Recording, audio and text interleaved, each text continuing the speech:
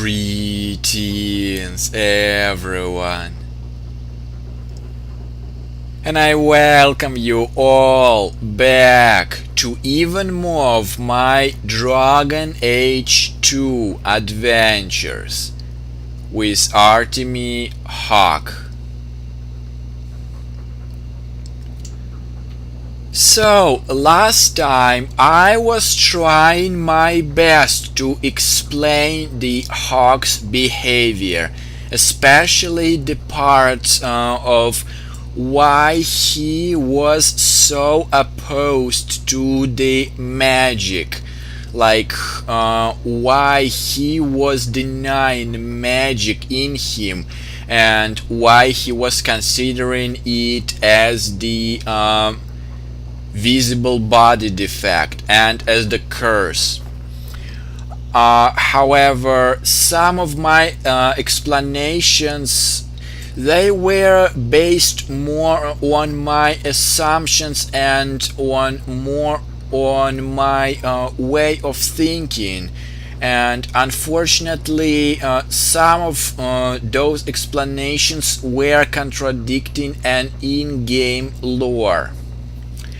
However, fortunately for me, those contradictions, like, they did not completely nullify my explanation of why the Hawke was anti-magic, let's put it this way. Like, why Hawke was considering magic as the visible defect and as the curse of his body. However, I will need to make some adjustments. What I mean is, like, to adapt. Like, initially I did not plan to give up on the Hawke's personality that I built to him, and I am not planning to do his right now. But yes, some adjustments to the lore will be needed. And honestly, at this point, this video would be more like an extended cut for the Mass Effect 3 ending. Like, consider this video as basically like an extended cut. Like,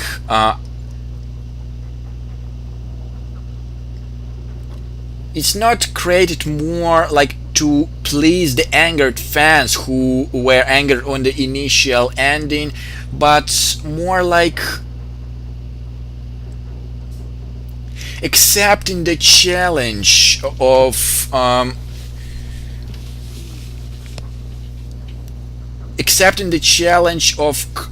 explaining the Hawke's behavior, of why Hawke is the mage and is still strongly opposes it. And I do accept the challenge.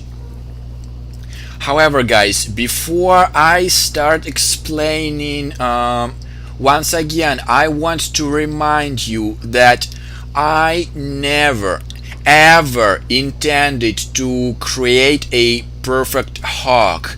I am creating a Hawke which has his own personality, his own values and preferences, even if they might not look correct, or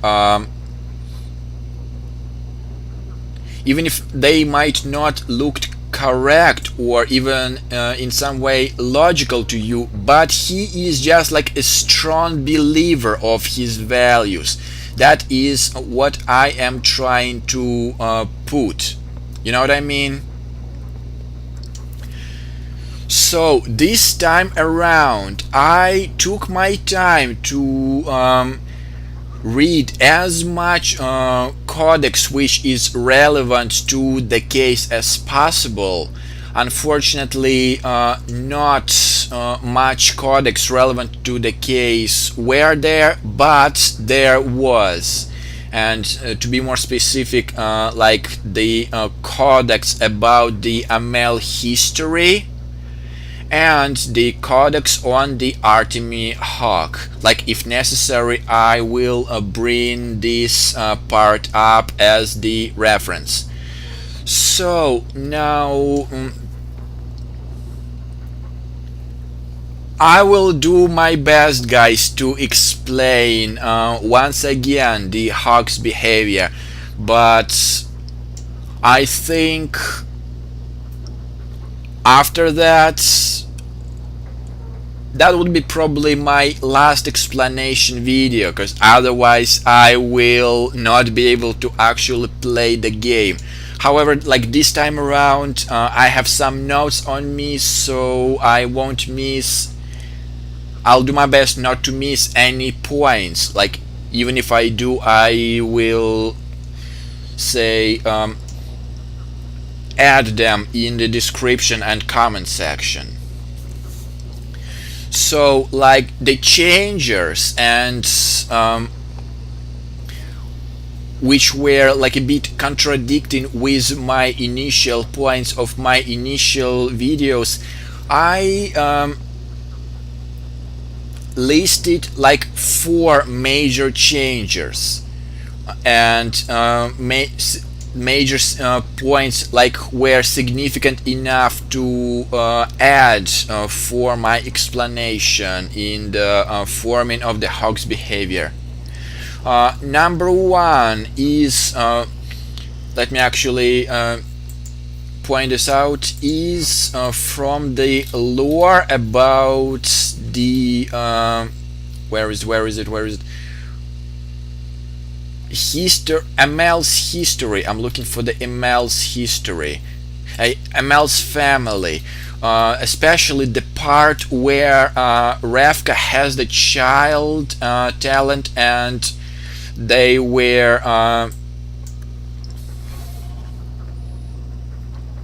and this child was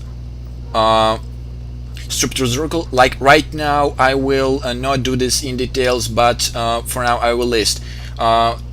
So basically, first fact, Ravka has the child with the magic, and this child was sent to the circle.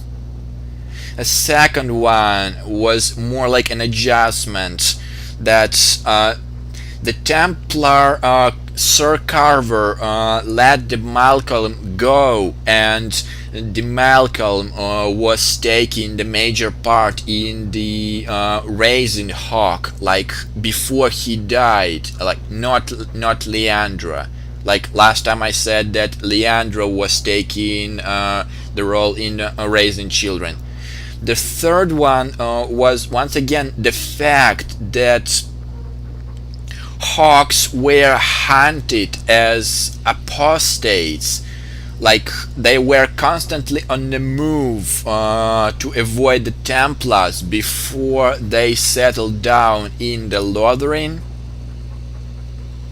And number 4, the Hawks, they never were in the circle, and that's the significant point as well. Even though you guys mentioned that they had all the opportunity to be that way, but they never were. That's the point.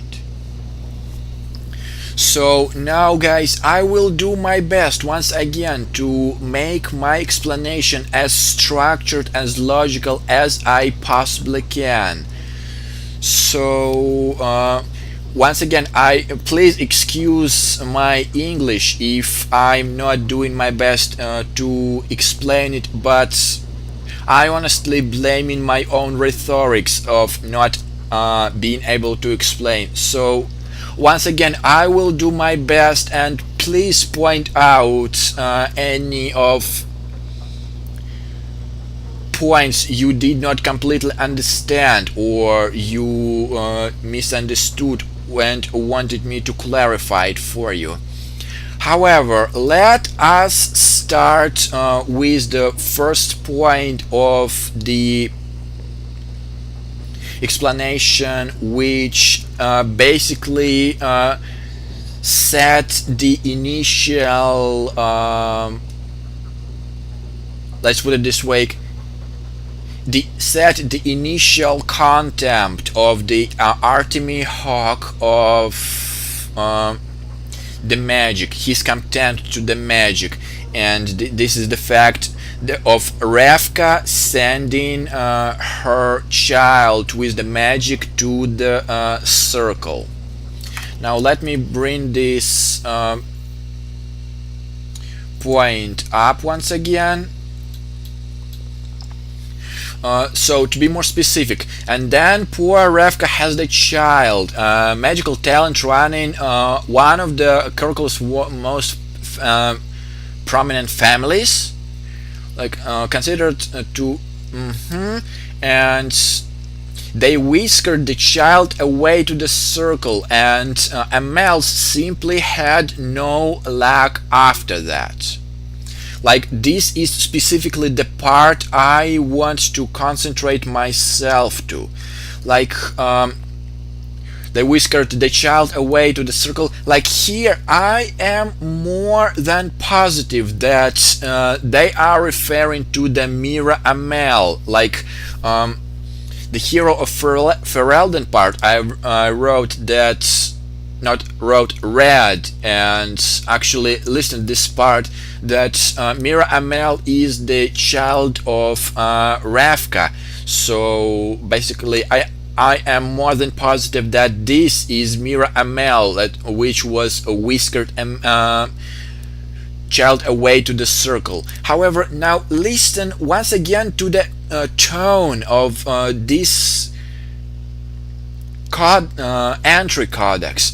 Like, magical talent running in the most one of the Kirkwall's most prominent families.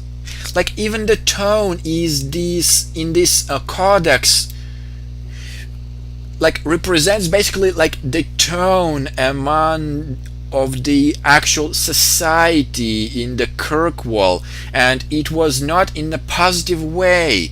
So it's like after that Amel simply had no luck. So basically it was like a downfall of the Amels, you know what I mean? And like, I'm not gonna read the entire codex, you guys probably know exactly what I'm thinking about, but think of about this like in this way. At one point, like, once again, the Hawks were constantly on the move before they were settling in the Lothlorien. But at one point, I am more than positive that Artemy Hawke has asked his father about why they were on the run, and I am more than positive that Malcolm Hawke told him that, like, not Malcolm Hawke, but his parents told him that they were not on the run like that always. Like, they were the wealthy family before, and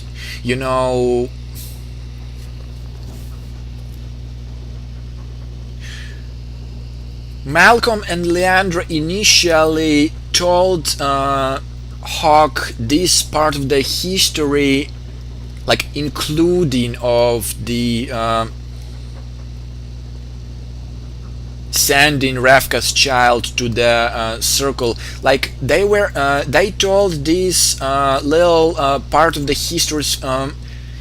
history with like the hopes. Like, they were trying to raise the hopes that Amels they will be respected once again, and trying to raise the hopes that never give up, like the normal parents do, like in terms of forming the child personality. But what I initially mentioned before last time, what parents are saying to the children does not necessarily mean that children would accept this part like in the full, like they have their own perception of the facts. And here, like say when Artemy Hawke heard that the reason of the Hawk's downfall was the magic, like the rumor of Revka having a child with the magic, and that led to the downfall of the Amel. Like, think about this in a way that if it wasn't for the magic, I would be a noble. I would not have to worry about constantly running away, and I wouldn't have to be worried about hiding. I would be noble. I would have everything in the world, money, fame, all of that. And it was taken away from him, and because of the magic in the Amel's lineage. You know what I mean? Like that was an initial step of rooting, like seeding the Hawks, Artemy Hawks' contempt to the magic. Like it was the reason of ruining his family. You know what I mean? Like having this magic ruined his family, and like that was an initial seed of Hawke's belief that the magic is the body defect. It's a curse on his body. Like that part of the body defect in some way actually applies like here, the body defect part which I was talking about last time.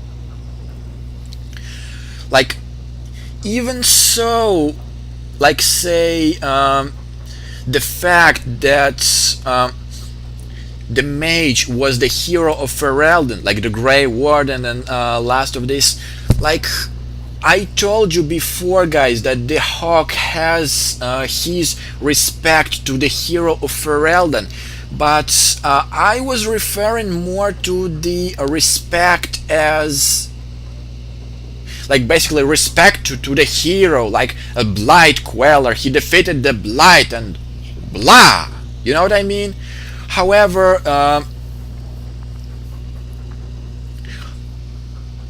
the fact that the hero of Ferelden, the hero was the mage, was ignored, and not ignored in the way that not ignore ignorance as the say pride, like see, even though he is the mage, he became the hero of Ferelden, the Blight Queller, so let's ignore the fact that he was the mage. No, he ignored the fact that the hero of Ferelden was the mage, because like by the time Mira slaughtered the archdemon, the Hawke has already like a late teenager and early adulthood period. Like he has already formed his own personality about the magic, like his values, his preferences, and I put it more like he just ignored this part about the magic, because by this time his attitude was formed as more of the Templar, pro-Templar attitude. Now you guys might be thinking like even so,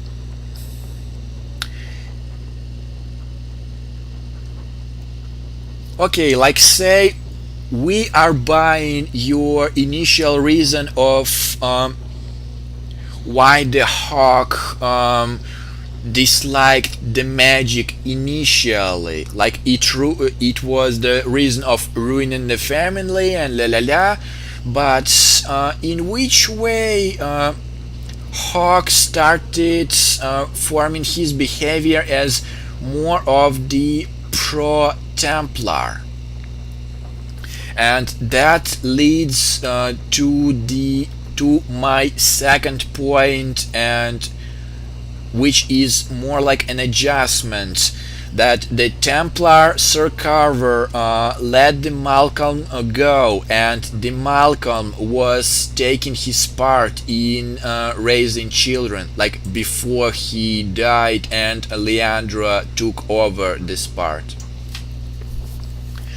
Like, Sir Carver was a good friend of the Malcolm. Like, yes, he was more progressive. Like, I put it in the quote, more progressive thinking Templars. Like, I I'm trying to recall this fact, recall the part of my actual gameplay where it says something about we cannot afford losing the best of us. Like, so Malcolm definitely would be telling Artemy Hawke about Sir Malcolm, and as the good friend and as the good character in general. And basically that was that these stories about the Sir Carver was initial point of forming Hawke's attitude towards the Templars. Like, it basically, like, as a child, for him it created this kind of, the picture of Sir Malcolm, not Sir Malcolm, Sir Carver, like, initially formed this picture of Sir Carver as the picture of the Templars in general, like, in his head. Like, he let the father go, you know what I mean? And that basically created this image of the person to basically look up to, like the image of the hero and stuff like that. Like, this boyish dream of, like, becoming a hero and dispelling the evil and stuff like that. So basically,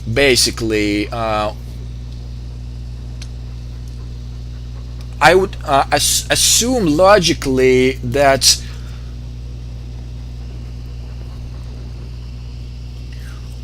once Sir Carver became his, well, let's put it basically a role model, the person to look up to, logically there would be a questions like, who was this Sir Carver? And, like, his father would say that he was the Templar, and that would basically lead to the questions like, what is the Templars, like, what they do. So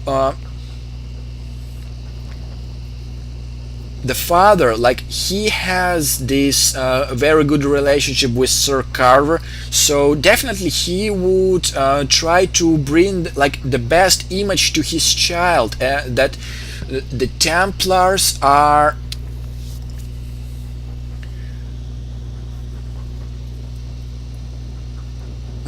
like, I'm trying to put it in the best way of, the Templars are basically watching over the mage and make sure there is no corruption, and they purging the evil out of magic if they sense one. So basically, if the Templars were represented to Hawke from that way, like, the key words here, like, purge of the corruption, something the hero would do, which once again formed, like strengthened his picture of the Templar. And you know, how do I put it? Strengthen the image of the hero, the Templars as the image of the hero. You know what I mean?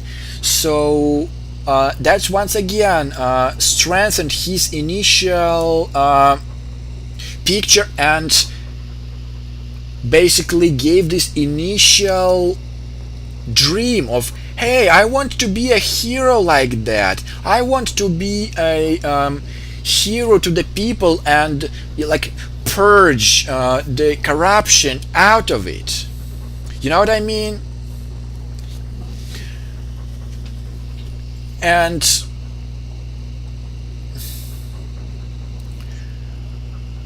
I'm trying my best to remember, like, from the codex specifically, so I would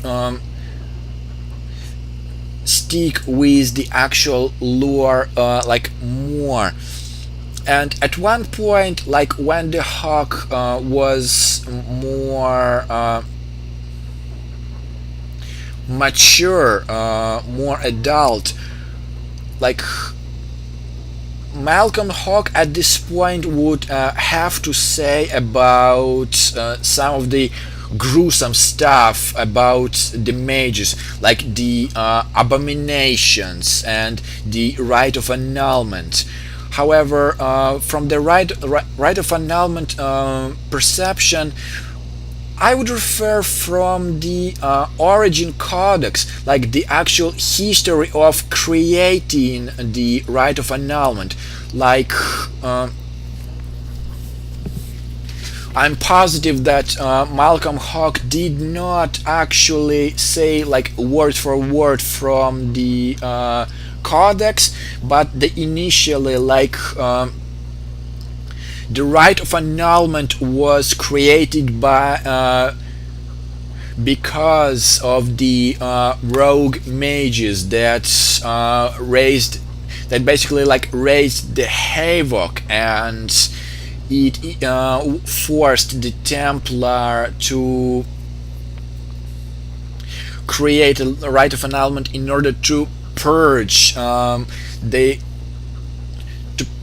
the corruption like inside of it, because at this point it was just unrecoverable. Like Hawke saw this rite of annulment like from that perspective. You know what I mean? And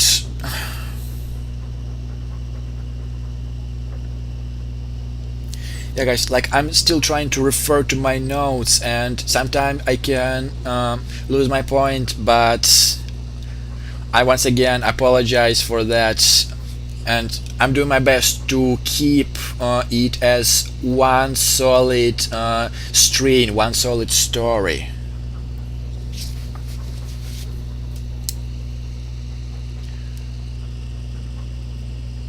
And you know, these initial stories of the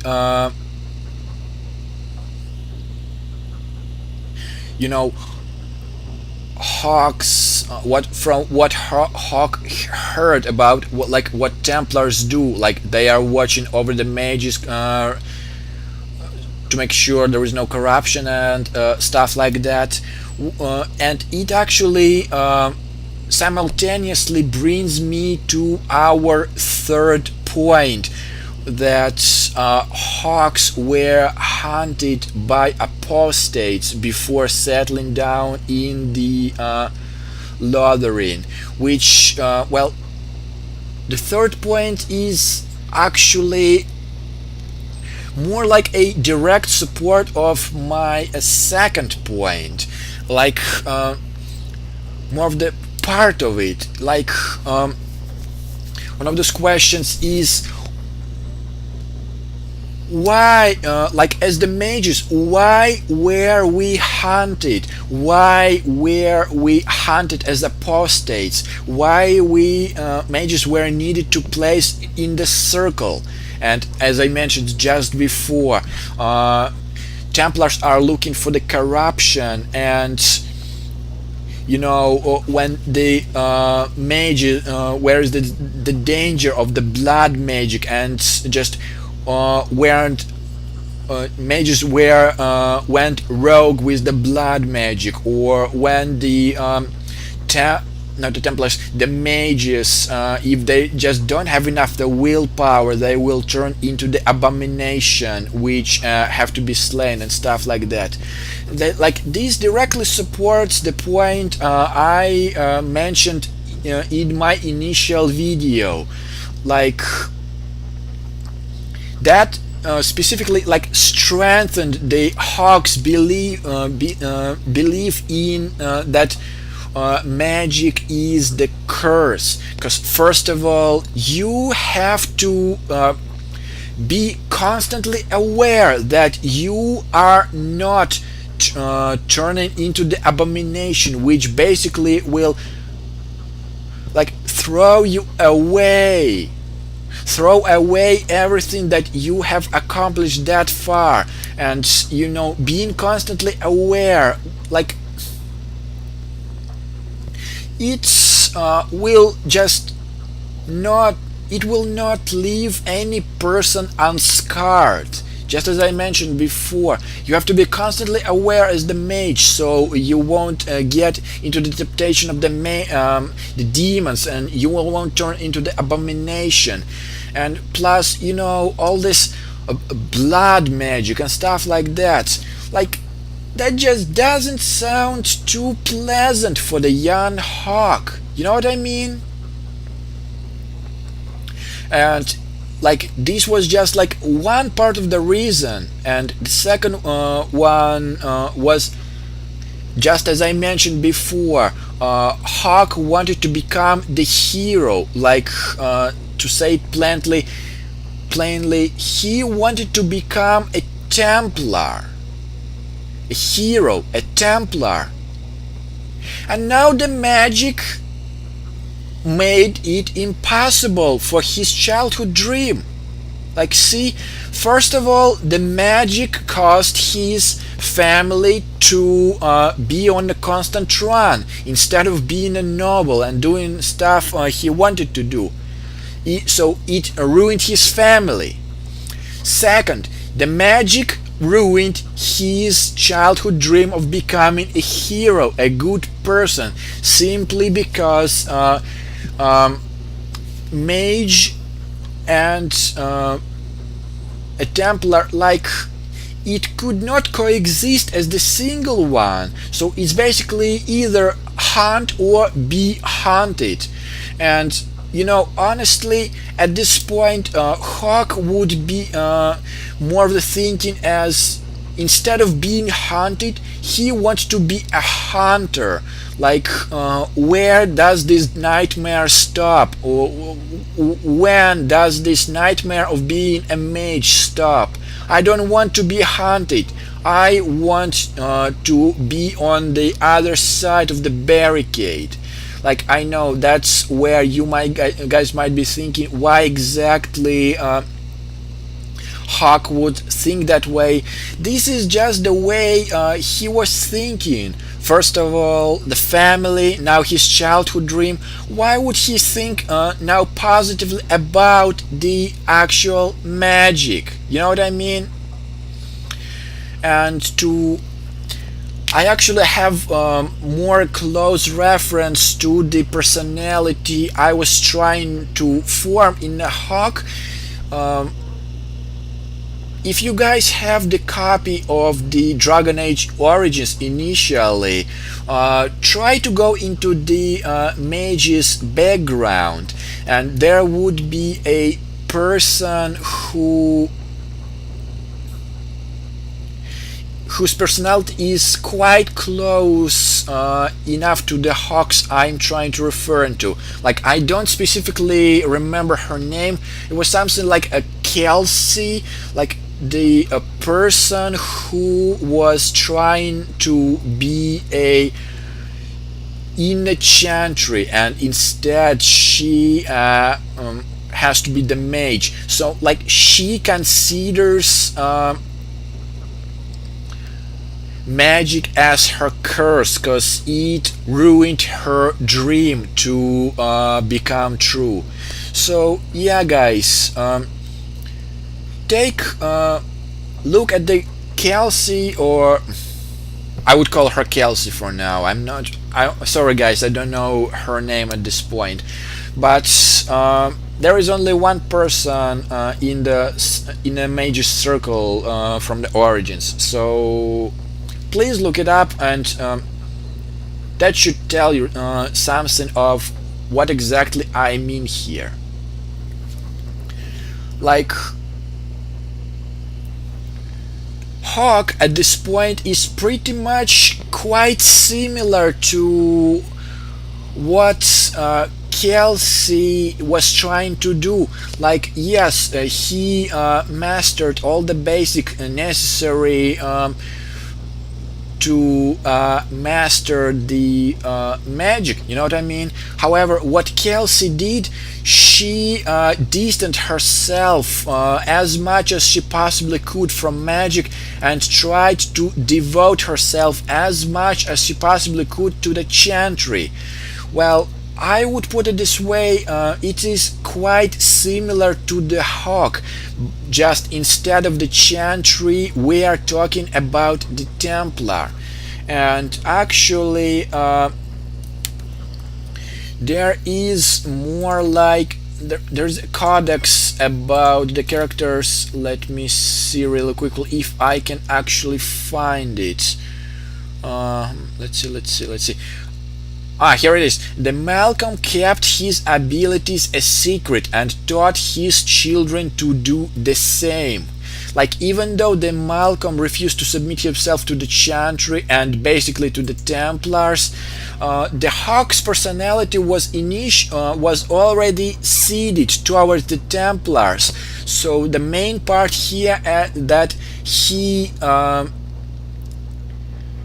this influence of his father to hide his magic abilities right here. Oh yes, he has learned very well to hide his magic abilities. You know what I mean? Like another, basically another nail of why the Hawke was opposing to the magic as well. You know what I mean?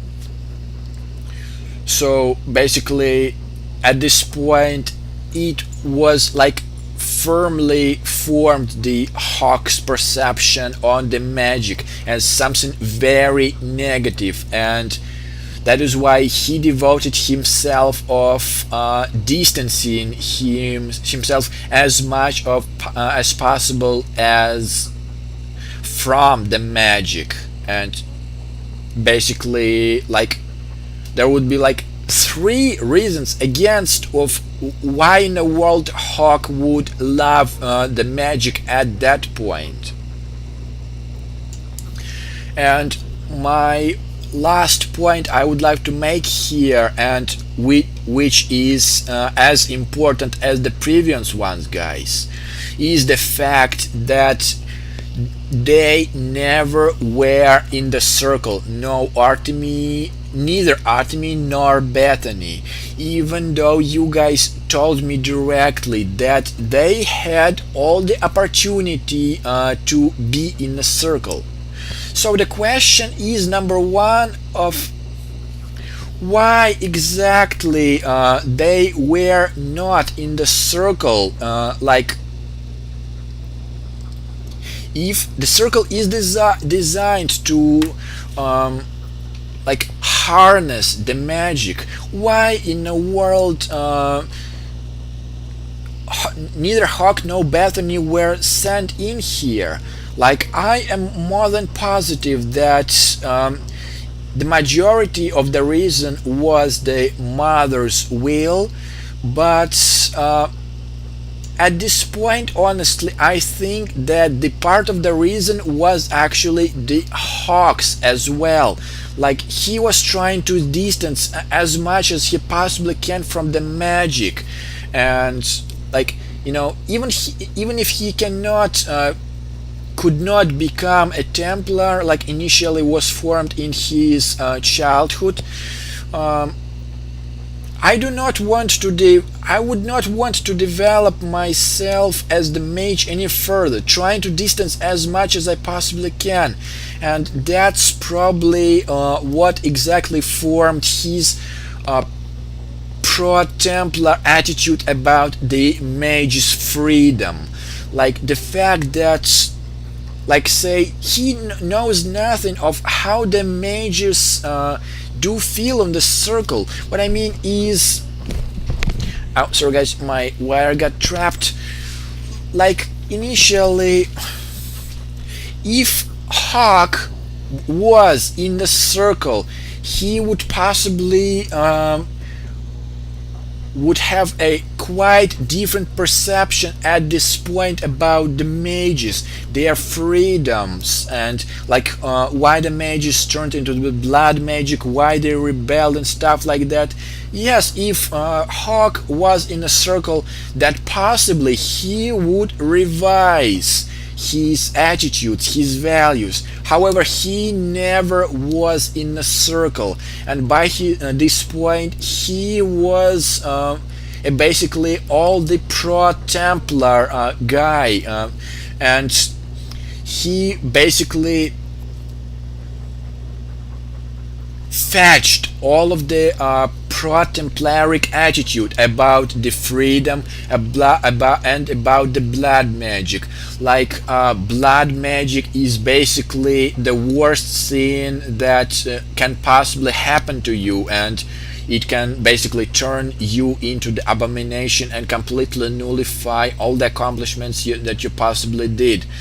So blood magic is bad, like in his opinion, like really bad, the worst thing the magic can possibly propose.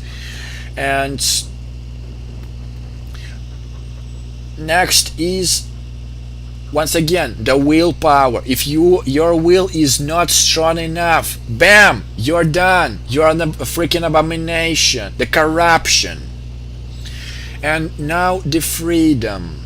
Once again, guys, since Hawke at this point has formed a pro-Templar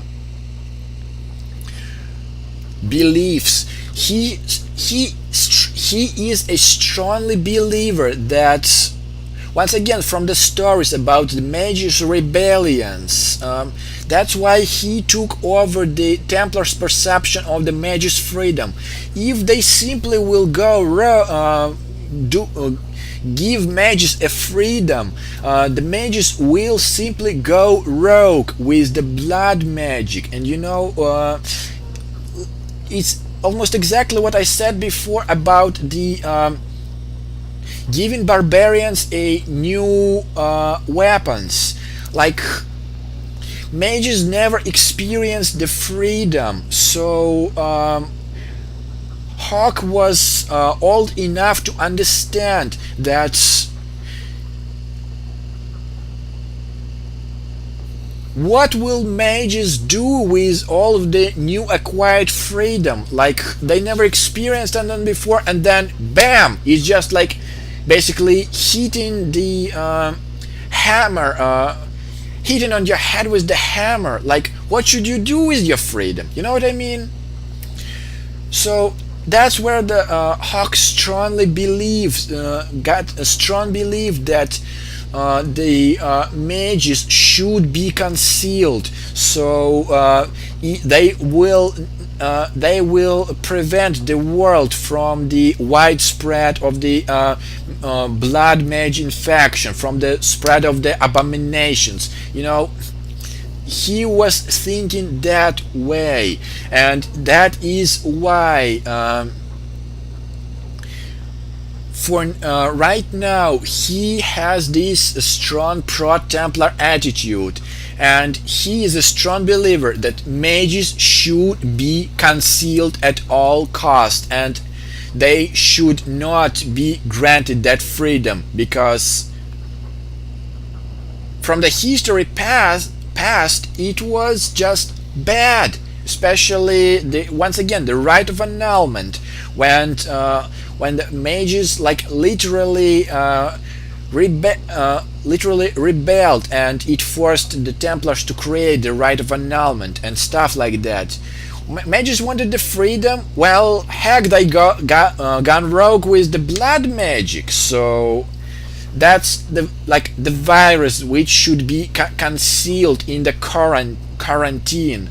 Like that's the Hawke's belief, and I honestly believe strongly that if Hawke was in a circle, he would have done a major revision of his values about the magic, but he is formed his beliefs as the pro-Templar, so he is the strong believer that mages should be concealed and they should never get any freedom.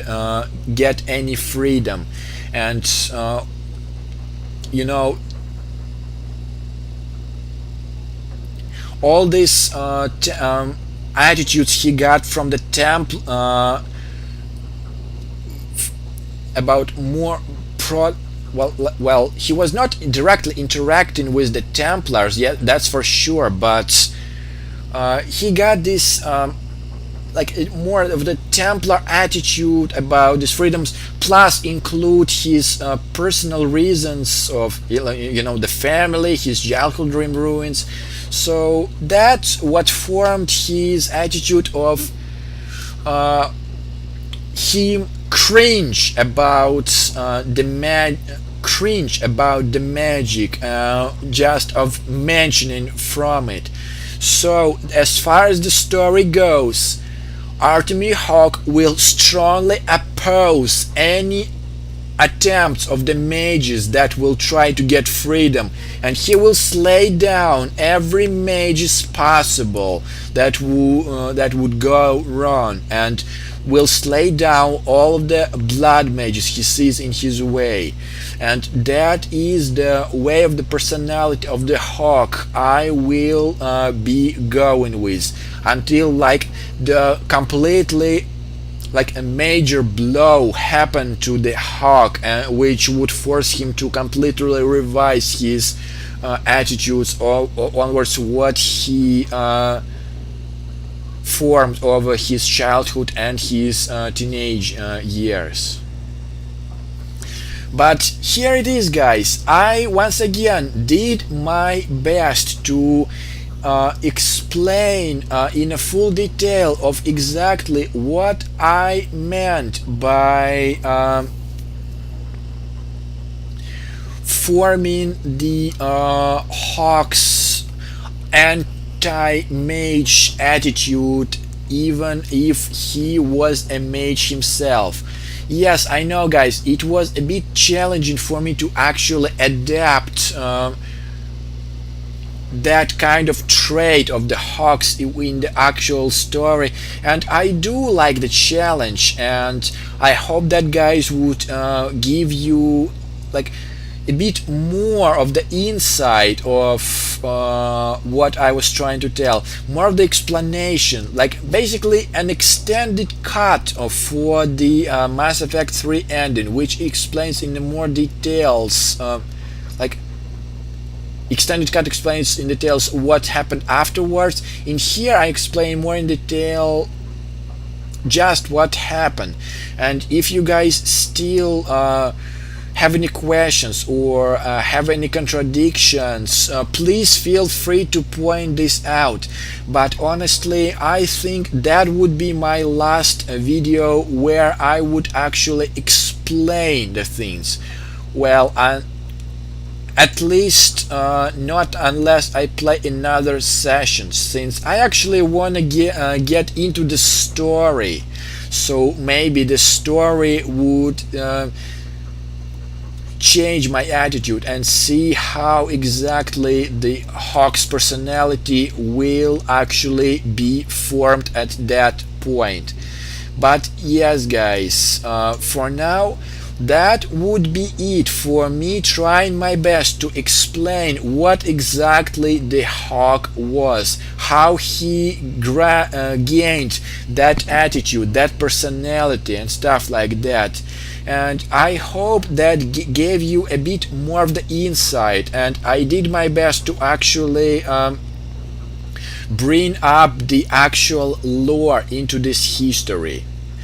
So that was my quote adventures of the Artemis Hawke, or my insight of the Hawke's personality. So next time we will actually do more of the actually playing the game and see exactly how the story will turn out to be, and how what exactly Hawke will turn out to be by the end of the Dragon Age 2 story. But for now, until next time, guys, thank you for listening, and bye.